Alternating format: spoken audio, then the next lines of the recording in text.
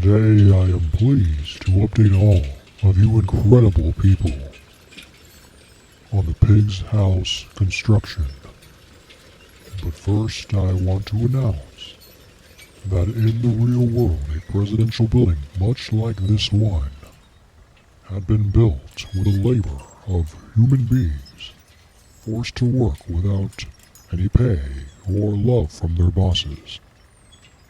I commemorate this construction site to the hard-working bright lights who created an iconic white building.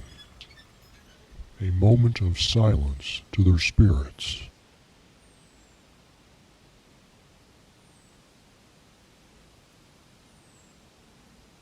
Thank you. And I would like to congratulate your progress on your buildings, on your life. Wow, look how far you have come. So much incredible things are in store for you.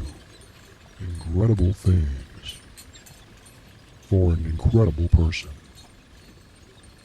As this build is constructed, I hope your own life prospers, affirming relationships, and so much love coming your way.